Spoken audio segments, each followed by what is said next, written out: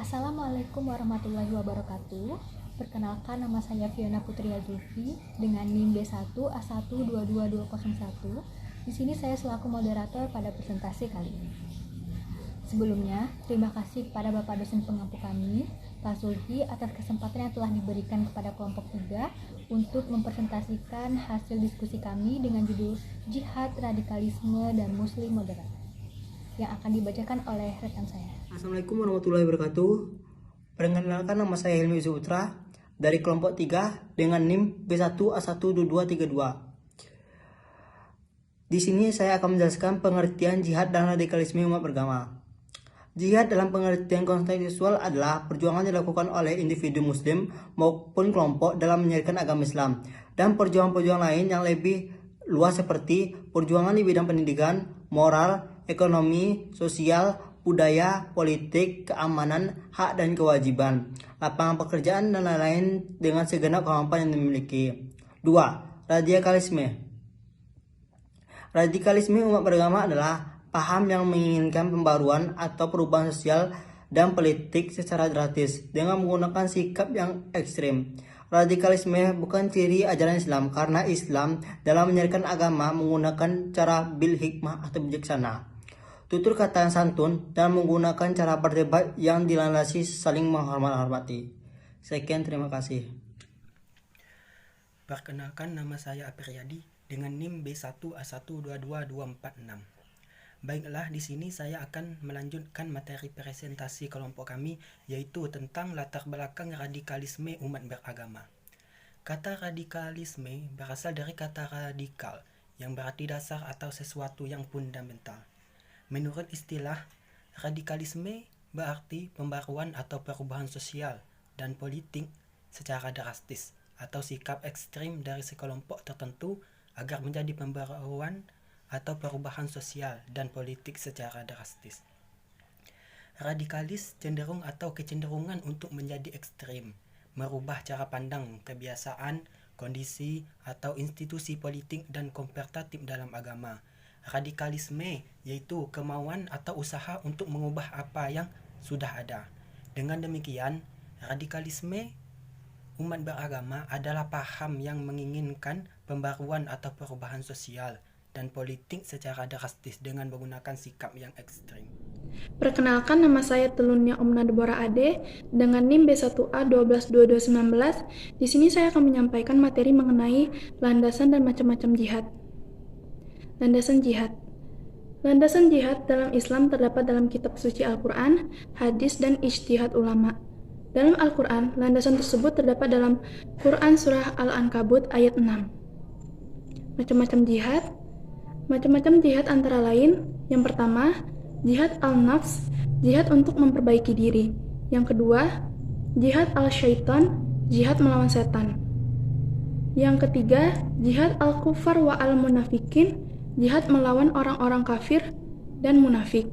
Dan yang terakhir, jihad al-babi al-zulmi wa al-bida wa al-munkarat, jihad melawan orang-orang zalim, ahli bid'ah, dan para pelaku kemungkaran.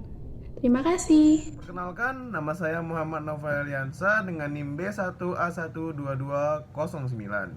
Saya akan menjelaskan materi tentang bentuk dan dampak radikalisme dari beragama.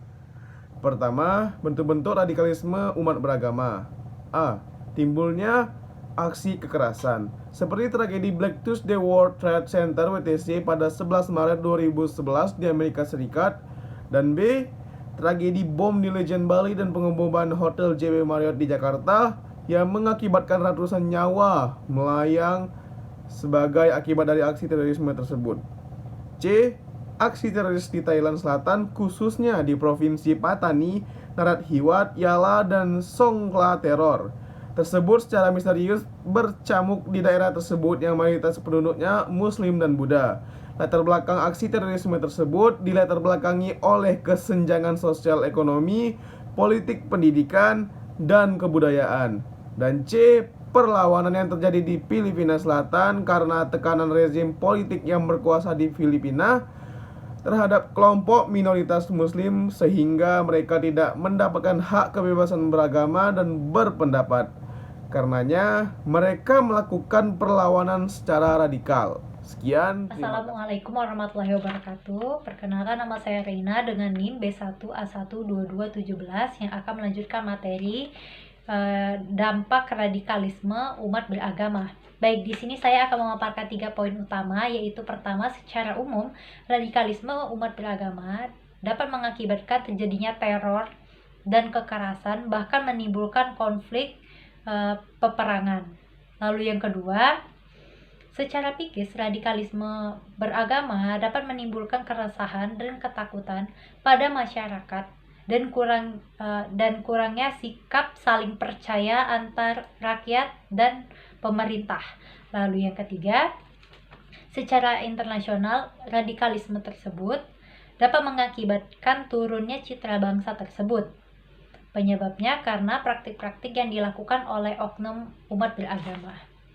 Sekian dari saya, terima kasih. Baik, di sini saya akan melanjutkan materi dari rekan saya, yaitu upaya menanggulangi radikalisme umat beragama. Ada 5 cara menanggulangi radikalisme umat beragama. Yang pertama yaitu perubahan sikap dan pandangan dari negara-negara barat terhadap negara-negara muslim di dunia. Sudah saatnya dan sudah semestinya umat Islam di dunia tidak diposisikan sebagai lawan barat pasca berakhirnya Perang Dingin. Yang kedua ada mengurangi dan menghapuskan kesenjangan sosial, ekonomi, politik, pendidikan, dan kebudayaan di tingkat nasional, regional, dan internasional. Yang ketiga ada reorientasi pemahaman agama yang tekstual, rigid, dan sempit menjadi pemahaman yang kontekstual, fleksibel, dan terbuka. Yang keempat, melakukan modernisasi kehidupan umat secara selektif dengan mengakomodir sisi positifnya yang mengeliminir sisi negatifnya. Yang kelima ada menanamkan kesadaran, setuju atau tidak setuju, dalam menyikapi pluralisme sosial, budaya, dan agama yang berkembang di tengah-tengah masyarakat dan bangsa. Sekian, terima kasih. Baiklah, saya akan melanjutkan presentasi dari rekan saya dengan judul Muslim Moderat. Kata moderat merupakan sikap yang selalu menghindari perilaku yang berlebih-lebihan. Moderat merupakan pandangan atau sikap seseorang yang cenderung ke arah pengambilan sikap dengan menggunakan jalan tengah.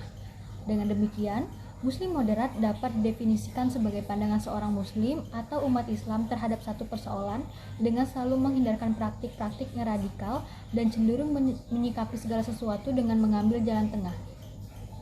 Muslim di Indonesia pada dasarnya adalah moderat dan toleran, karena latar belakang masuknya Islam ke Indonesia yang damai lewat para pedagang Gujarat dan Arab, padahal saat itu penduduk Indonesia sudah memiliki kejayaan dan kepercayaan tertentu seperti Hindu, Buddha, animisme, dan dinamisme secara sosial dan budaya. Muslim di Indonesia berbeda dengan Muslim di belahan dunia lainnya. Meski demikian, umat Islam di Indonesia dapat dikatakan kurang kental dengan negara-negara lainnya.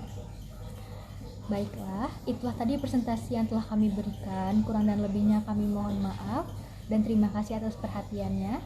Saya akhiri dengan wabillahi taufiq wa hidayah. Wassalamualaikum warahmatullahi wabarakatuh. Terima kasih atas perhatiannya.